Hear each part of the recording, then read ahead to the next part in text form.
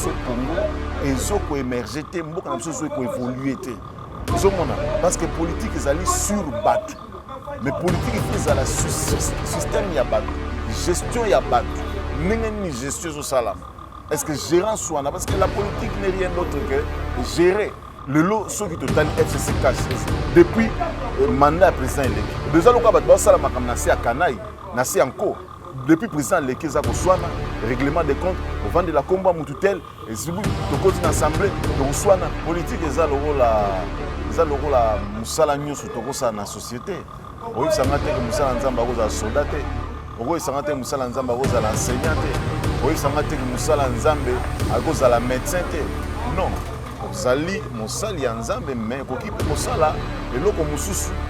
Moi je ne décourage pas basala nzambe oyo baza ancré na kati ya politique. Je m'adresse à les politiciens nyonso parce que la souffrance du Congo, les malheurs du Congo, les malheurs du peuple congolais, ce sont nos politiciens.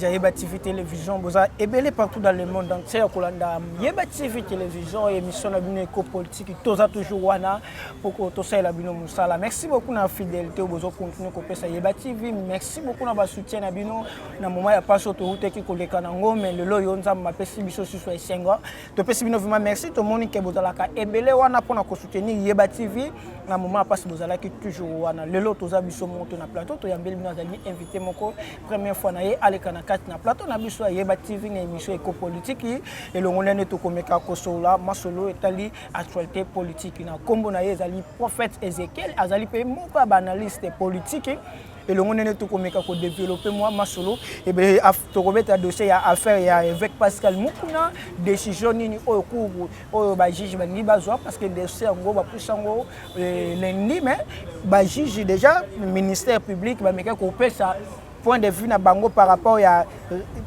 ba ko pondé ba proposer que ba kuna nemu kuna 20 ans pour viol, 2 ans pour la détention de documents ya lopango amekaki ko zwango seno bango et dans d'autres dossiers to komeka ko so lango to kometa sur solo ya affaire ya Jean-Marc Kabouni ndenge cour constitutionnel ba ti ko zwa décision na bango que ba confirmer que Jean-Marc Kabouni azali suscité moko ya première vice assemblée nationale et le mon prophète et c'est bonjour mon amboka. Oui bonjour prophète bonne santé Zamba zo sunga na mawana ye makamweza malamu. Mais le lot il y a bien première fois l'émission na biso to présenter sous mbala si ozali moko ya analyste politique et ozali pe musala nzambe et le lot na émission na biso le lot oyo tozomeka ko fande la dossier ya Pascal avec Mukuna et sur le temps que yo pozali musali ya nzambe kolani sama ya procès avec Mukuna bakisation nyonso bote ko kizeye na madame Mitibola et yo ko point de vue ko lo bani par rapport ndenge olande ozomona procès oyo. Bon, ce qui est vrai procès on a d'abord, c'est un procès qui publicité, ce qui fait que le contenu ya procès on a toujours quand on a journaux, les réseaux sociaux, mais la vérité à ma campagne le procès qui déroulé très bien monté. Mais ce qui a été un peu public, c'est par rapport il y a ministère public qui a proposé qui peine il fallait attacher la vie avec Pascal Mukuna. Les abiloko ezo sala biso pasi, les abiloko ezo sala biso pasi parce que il faut admettre d'abord que évêque Pascal Azali papa, père de famille, azana moi si azana bana et puis de 2 Azali évêque, Azali berger d'une très grande communauté. Zomona ACK et le loi s'est retrouvé dans Katia la détention boyé pour de cas oyo moi je suis à Kenai Kofunda moi ça Kenai Kofunda tant le a se retrouver dans détention boyé et lingi ko loba ka se retrouver wana état que innocent ou bien que moi soit en même épreuve et pas ya ba juge wana que ba maintenir à toi jusqu'à cette heure ici azana nous présumé innocent. Donc nous bakateli et tumbuté. C'est pourquoi nous observons la justice ezokende. Alors bisoto koiko sala kaka na batande ti oyo pour apporter soutien na biso moral et pas inaye pe na communauté nyonso ACK parce que zali absence na zali pe vide munene na kati ya communauté et puis na kati ya église dans l'ensemble aza quand même avec moko important na kati ya mboko. ozomona aza quand même avec moko oyo asali musala lelo tozo okoleka 4 avenues sans parler de l'ACK. Donc c'est un très grand travail au asali na évangile. Donc ceux qui là se retrouver na likambo yo bazo pour accuser de viol. Nous disons que la justice soit équitablement faite et toyeba finalement sort na yango et puis finalité na yango. Mais donc voilà. Ko fait tout mais quand on kotika la na zo pe na casquette muke musala nzambe. Mais vous appelez musala nzambe to tika na musala nzambe. Mais est-ce que na eza permis que musala nzambe akota politique parce que tout le monde qui mukuna comme kolobela moi trop makambo politique après avoir touché kaka ancien chef de l'État et c'est pour cela que non mukuna lelo aye ko se retrouver na place wa komi. Est-ce que c'est permis que binu pe bayi ba sala nzambe boko tape ko ba makambo politique. Politique eza le rôle la musala nyonso tokosa na société. Oyi sangate que musala nzamba koza soldat te. Oyi sangate musala nzamba koza l'enseignant te. Oyi sangate que musala nzambe akoza la médecin te. Non. Ozali musali ya nzambe mais kokipe kosala eloko mususu.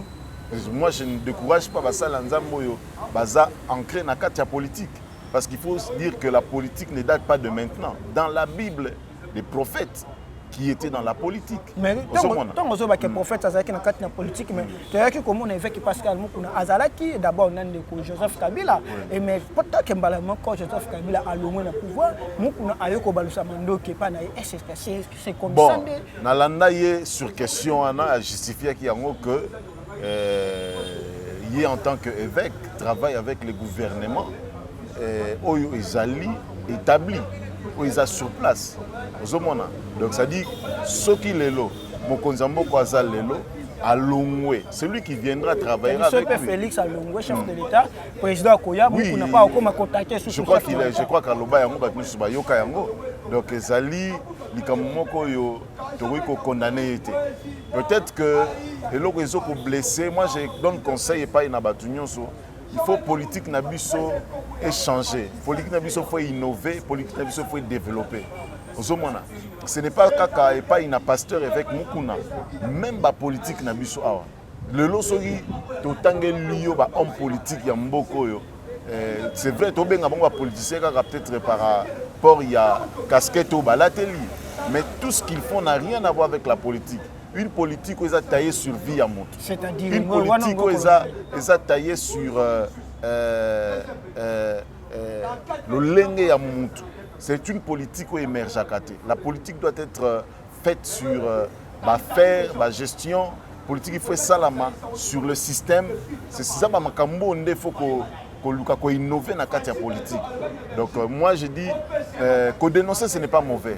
Dénoncer un mal, ce n'est pas mauvais. Mais il fallait pourquoi dénoncer qu'il y a Joseph Kabila qui n'a pouvoir avec on dit que dénoncer après pouvoir. Oui, c'est lui qui dénonçait. Je crois que cette question doit facilement lui revenir.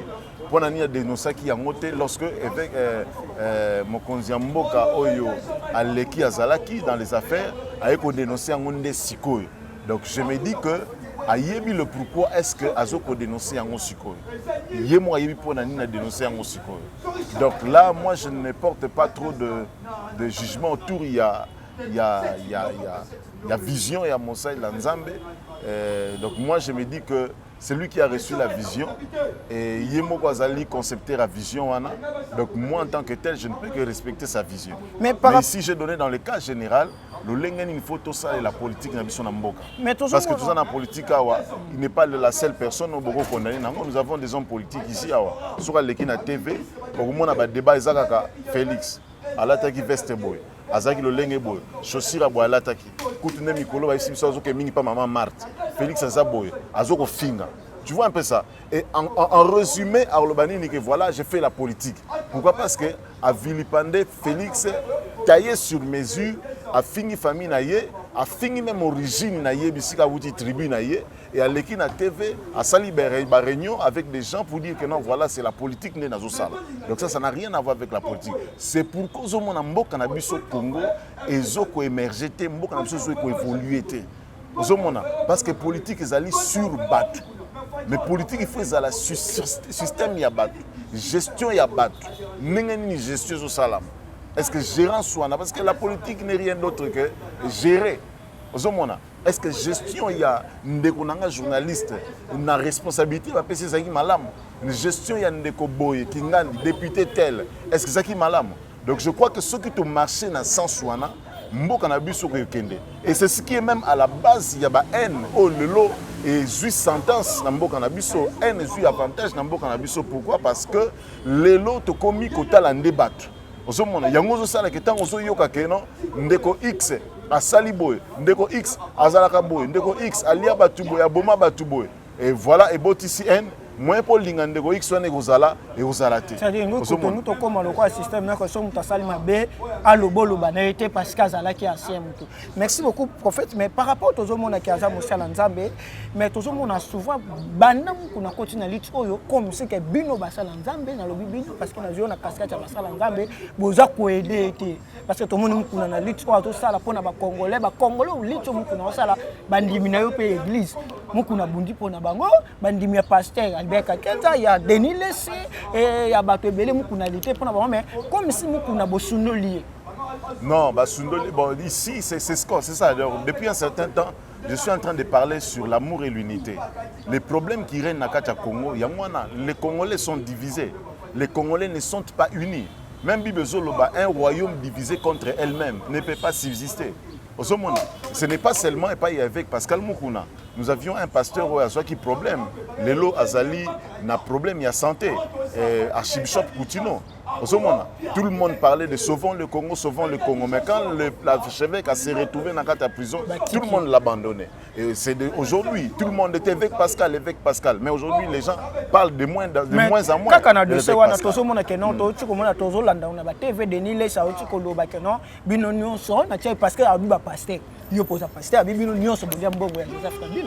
Non, tu sais, je pense que l'heure est arrivée où il faut poser un abattu avec un minimum d'honnêteté, honnêteté dans le domaine, dans la dimension. Le pasteur Baliambongo, il y a un pasteur au Congo. Le pasteur au Congo, il y a député, il y a ex-président honoraire. Donc, ce qui est Kimbongo, est-ce que vous sentez que le lombo cannabis sur tambola likolo ya basali anza moi je pense qu'il faut plutôt qu'on parler à titre individuel que qu'on extrapoler qu'on soit batunion sur généraliser bango na kati ya sac moko que to sala boye to sali boye biso to sala boye non ça ce n'est pas responsable la responsabilité consiste à ce que tant on sali mabe o leki na TV o lobinga na sali mabe le loso kimboka monsieur tambolité eza cause na ngai parce que na zo facilité ya kozala pembeni ya mutu tel mais na salaka travail au Sénégal qui na salaté.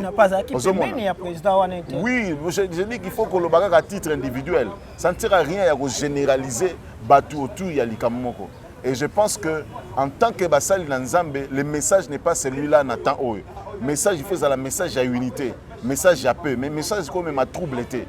Message comme ma kokabouanaté, message il faut un message à réconciliation. Un homme qui a reçu le mandat de Dieu doit avoir un tel message qui réunit les gens. Le message qui apporte la paix, le message qui apporte l'unité, qui apporte la consolation dans le peuple congolais. Donc je crois que c'est vraiment important que nous tenions à comprendre. On a yoki l'olenge de Konabiso, Moussa Lanzambe avec Denis Saloba qui c'est quelqu'un que j'ai beaucoup, que je considère beaucoup pour notre travail au Asala. Et voilà, mais je crois que ceux qui moi toli mouké na rugo pesa, ils allaient que Azam Moussa Lanzambo Nzamba Tombola quand même na mboka oyo, il faut aider mboko ekende liboso na message oyo ya kimia, message ya paix, message ya réconciliation, peu message à unité. Merci voilà. Prophète. Mais le lot tout le monde va IJJ, ministère public va sengi que va condamner bazo ko proposer va condamner mukuna na 20 ans et par rapport à la demande douane na 20 ans ba sengi ba yo senga sous 2 ans pour la détention ba bien ya ba le livre ya le pangu ya mamichi bola. Est-ce que ko peut ça conduite na bayi mususu te ba pasteur mususu to ba congolais mususu to ba ni ko lité ko po ba lobaka ba dénoncer ba vérité ba limisa boye que non donc ba komona moku na loba condamné ye supposons 20 ans est-ce que ko bang sa bayi congolais mususu te non la vérité faut toujours la proclamer. La vérité, quel que soit les prix, la vérité, il faut toujours proclamer. Il faut toujours annoncer la vérité. La vérité va bombarder. Il y a des gens sur cette terre qui sont morts à cause de la vérité. Ceux qui, par exemple, la gestion, il y a société telle les amabé. Ceux qui passent par détournement au salama. Ceux qui impunité zali. Pourquoi est-ce qu'on condamné en monté? Au nom de quoi tu vas au cajolé à moi? C'est ce qui a amené notre mboka par terre. Donc dire, dénoncer n'est pas mauvais. Quand on dénonce, il faut amener aussi une piste de solution. Makambo yo dénoncé au lakisi penzela lo lengeni ni sengeli tambola. Donc je vois un peu un lot de pasteurs, de prophètes qui défilent dans les réseaux sociaux et puis dans les chaînes de télévision au kawaleki kuna mokonzamboka ukufa et puis boy na mona ki guerre zanamboka na mona ki makila et puis amen accueilli. Non, ce n'est pas ça. Un prophète d'abord ne parle pas beaucoup. Un prophète ayaka na makambo est précis. Un prophète d'abord c'est un homme de solution. Quand il vient, on sait que la solution est dans Mboka. Mais les prophètes de chez nous à Congo, ils disent d'accord. Un prophète, le prophète est une sentinelle. Ézéchiel 3, 17, fils de l'homme, je t'établis sentinelle de ce peuple. Donc un prophète est une sentinelle. C'est-à-dire, yozawana, ozo veiller à ce que l'imabé so que l'ingé na mboka obele liango. Puis on peut piste de solution. Mais après na biso piste de solution za la raté. Ezaka que mutu tel mokonzi mboka surtout que tokota pe na état de droit oyo eza mal défini na kati ya mal défini na kati ya ba peuple congolais ba comprendre ngote parce que ka état de droit na Congo la kisi finga ngai état de droit la kisi koselanga likambu état de droit la kisi luka ndengeni noko créer nga histoire na réseaux sociaux yango état de droit. C'est comme ça que les gens comprennent l'état de droit. Donc il y a un moni to impolitesse pe mati makasi parce que dans la définition mabe il y a état de droit et c'est pesinde ba mususu ba accès parce que natango ya kala na il y a président honoraire tous ces prophètes étaient où qui passait à la télé pour commencer à dire des choses auto kakalelo bazolo quand le chef de l'état ba comme mon chef de l'état comme et loko nyonso esprit de mort et comme ko sala na temps il y a chef d'état sika mais chef d'état kala bazaki wa donc ça c'est de la mascarade de l'évangile il faut to zonga na kati ya makolo ya Yesu to zonga na kati évangile moko eza pur saint évangile ya honnêteté ozomona koluba makambo nzambe soki atindi yo et puis un prophète lorsqu'il surgit il apporte toujours avec lui une solution. Prophète ayaka ndengwana te ayeka kata annoncer mabe et mabe tango ekomi aroya lisusu nayebisaki bino na date telle que mabe boy na lobaki boy ekomi te ekomi bosiko nazoko annoncer sur eloko mususu kokoma ekoma na quartier tel ekoma na commune tel. Donc ça c'est une culture nayebite soki to hérité yango wapi nayebite soki to zui yango wapi. Donc je crois que le Saint-Esprit de Dieu a une méthodologie, il y a fonctionnement. Azana lo lenge moko fonctionnera. Alors biso soki tout ça ba prophète, biso soki tout ça ba pasteur, tout ça ba sango, tout ça ba tunyoso ba homme des églises. Il faut tous à la ba porteur, il y a paix. Il faut tous à la ba porteur, il y a amour, tous à la ba porteur, il y a unité. C'est à cela qu'on saura que tout ça réellement, ça il Nzambe. Ozomona Yesu Christ c'est un modèle pour nabiso. Jumsusu Christ a coûté. Mais Yesu ngo zo yebisa biso ka kota politique ite Yesu zo yebisa biso que non chrétien qui chef de l'état mon côté mais tozomona ya bino komi ko chrétien lokola ba ko sima so bolena monto bolo bobalukeli ya. Moi je crois que n'a expliqué yo makas. Moi je préfère critique nabiso par rapport à la gestion ya motu, par rapport à système, mais par rapport à individualité. Il ne faut pas te focaliser évangile nabiso, to politique nabiso, to travailler sur la personne yamoto. Ozomona, les malamuté. Ndé ezo sala ke mboke kende libosote, yango ezo kolisa tribalisme, ezo kolisa ba makambo ebele na kati ya mboko. Mais ceux qui tozo ko sala politique autrement. Je crois makambo ebele ozalate, qu'est-ce qu'on ne voit pas dans ces pays? Les loso yo yibi bakangi yo ressortissant mboka na bino ba bimi. Omuso ba ressortissant ya Kingandi to bimi bo. Donc allez où nous allons ceux qui le président Betty Bâton pour arrêter ces fléaux. To comme na tango ba kanga ba kuluna na ba descendant ba kuluna pe bandoko bima biso ba kuluna ya commune tel to lobi qu'il faut libérer ba kuluna wana. Donc biso pe tozo kenene ngwana. Merci prophète, merci beaucoup. Et par rapport au ya ba juge ndé baza ko na procès ya évêque mokuna. Lelo so ba condamner évêque mokuna. Position ya église ezala comment? Bon, jusque-là, et vous allez pas si tu sois condamné, ça va faire mal et aussi la passe, c'est la tristesse, n'est pas ce qu'Azali, moko na ba pionnier, il y a réveil pe na kati mboka na biso, ça il faut l'admettre. Ce n'est pas parce que on lui a accusé de telle ou telle chose. Est-ce que pour la viol,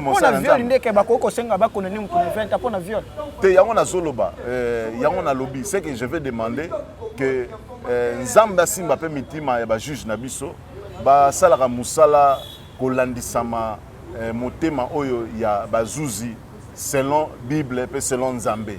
Ozomona. Parce que c'est la justice qui élève une nation. C'est quelle justice qui élève une nation? C'est une justice juste qui élève une nation. Une justice injuste n'élève jamais une nation. Une justice injuste rabaisse une nation. Mais une justice juste élève une nation. Donc c'est cette justice-là dont le Congo a zanango posa yango wana. Merci beaucoup pour faire tomber tali solo ya Jean-Marc Kaboun parce que Mike Ados n'a fait toujours qu'il vraiment petit à petit na suka. Ils la première fois to le kana yeba TV tant on so besoin kozala donc oyambaka yo na kasina yeba TV. Dossier ya Jean-Marc Kaboun lui était analyste politique to là jusqu'au analyste politique. Bon. Tomoni Gigi bazui acte acte que Jean-Marc Kaboun a longo était premier vice-président de l'Assemblée nationale. Bon, il existe toujours des hommes forts. Il y a un régime. Il faut admettre que Jean-Marc, l'honorable Jean-Marc Kaboun, c'est un homme fort. Il y a un régime, il y a Félix Tshisekedi. Donc, Ozomona et les lots sont total dans circonstances où les lots et Salika Zalawanate, il a accès à suffisance combien cet homme pesait. Il a ici combien cet homme avait une certaine influence. Oh, le sali qui est sous un hémicycle. Bon, d'accord, la justice a rendu son arrêt, n'est-ce pas? Donc, ce qu'on peut faire, c'est. Ça peut aussi l'état de droit. Oui, ce qu'on peut faire, c'est de s'incliner. Mais seulement nous prenons sur une justice juste.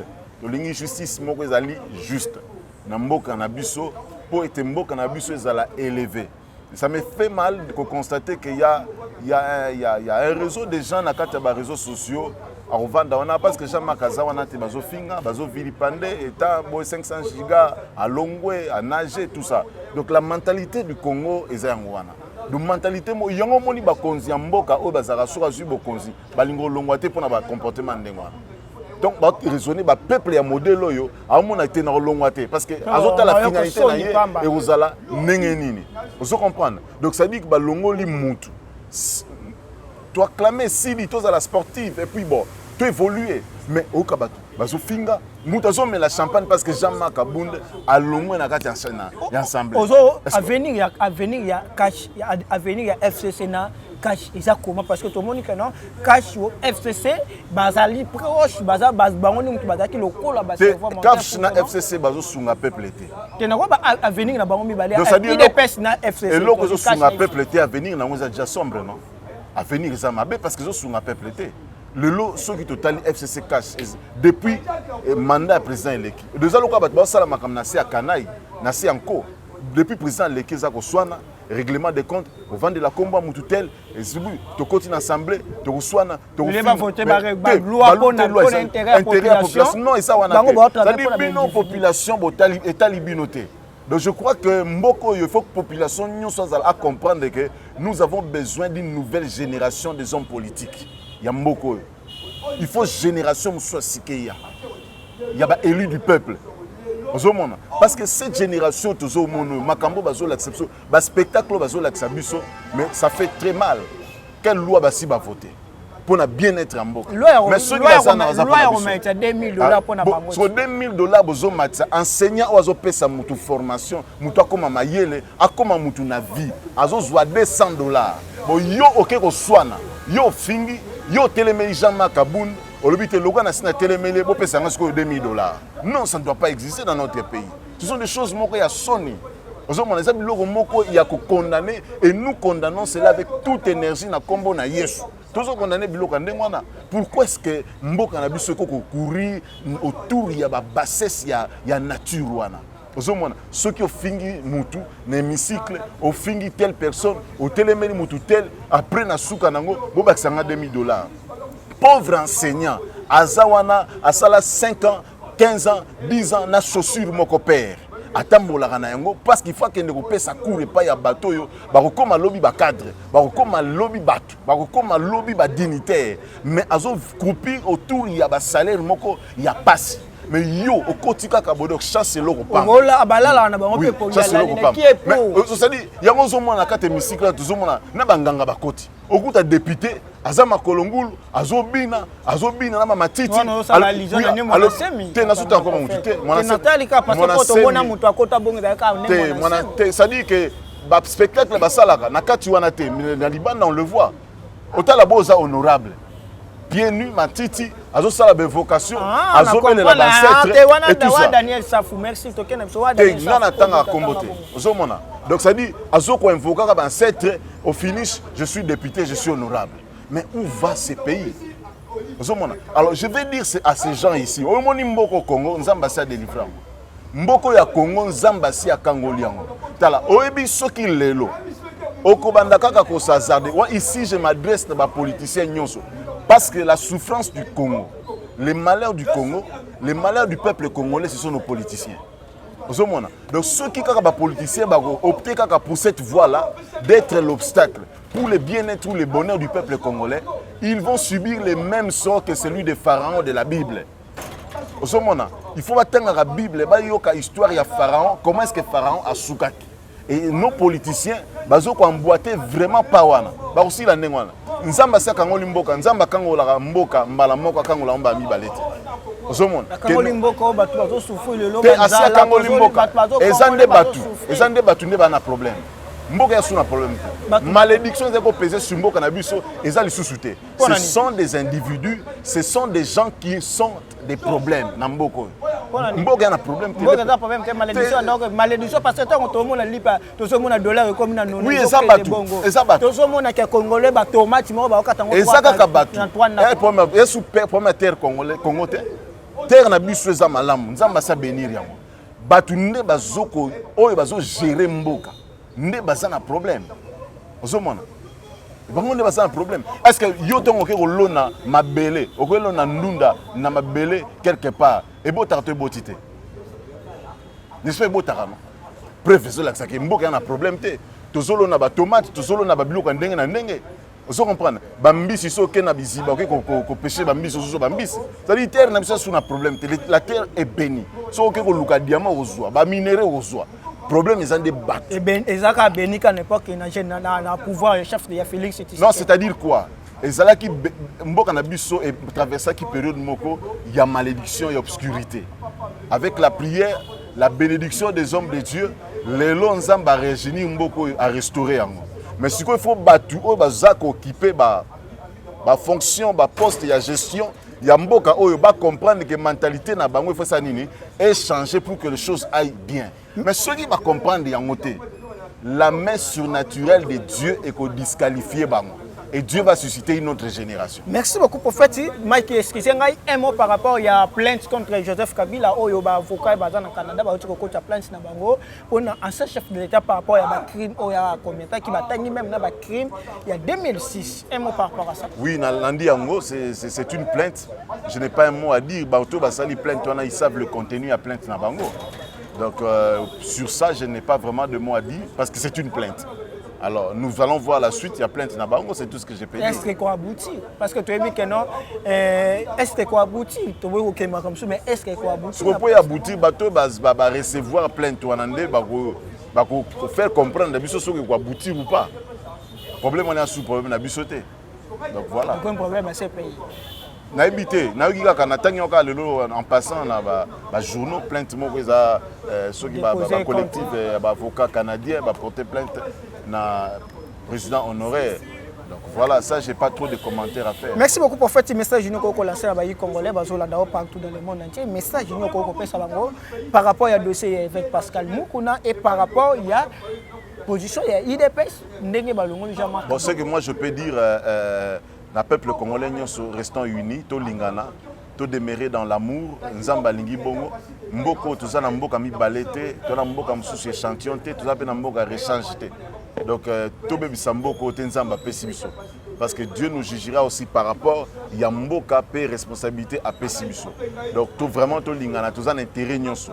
Pona avec Pascal Mukuna, to soutenir na prière. Bisogno ce peuple congolais, to yebi ke na mboko yo pambolama d'une manière ou d'une autre, na nzela mosali na nzambe wana, osepelaka mpe na ye mpo na yo mpe ta mosuliti na ye esepelisaki yo. Prie pour lui, Nzamba soutenir et puis bon Nzamba kota makambo na ye. Voilà ce que je peux dire par rapport il y a honorable Jean-Marc Abound ndenge cour s'est prononcé sur sort na ye. Ce que nous disons, nous observons tous autant la ndenge zokende na osenga kaka na parti politique famille politique na nyonso bozala ini botika acharnement et puis tiraillement inutile. Ça ne sert à rien pour profiter de bino de l'autre côté. Vous allez unis et vous allez liboso dans l'avenir. Donc si tu as besoin de moi pour des raisons, des prières, conseils, directives, mon numéro c'est plus 243 82 0056 610. Plus 243 82 0056 610. Donc ça c'est mon numéro. Sur Bengingaï, Solata pour 5 minutes. Merci beaucoup, prophète. Merci beaucoup, Ozaki Bela Kolanda. Yeba TV télévision, Yeba TV toujours, Moussa les Zongeli toujours. Yango vraiment Yeba TV tozane songo malgré ba dongolo miso ba kanse ke Yeba TV zala souté. Nzamba zala toujours na ka ba na côté na ye na ba so ko la pesa zala dégâts. Merci beaucoup na soutien na bino parce que boyebi ke Yeba TV tozongeli Yeba TV mais tozana problème matériel parce que Yeba TV zongi mais ba sakaja kiche tozana besoin vraiment ba matériel na bino. Numéro DG Zawana, contribution na bino ça la biso vraiment bien pour que non tout ce matériel to répondre comme ça là comme il faut. Merci beaucoup na papa Olivier na soutien na yo. Merci beaucoup na Roger le combattant, merci beaucoup na Anastasia, merci beaucoup na bande ko nyonso boze belé na Angola na Lisette Kenzo. Merci beaucoup na mon ami Fabrice na kat na Lubumbashi. Na soutien na bino nyonso boza pour na Yeba TV Mike qui soit kana sima caméra et HD Konde, mon DG Chantel.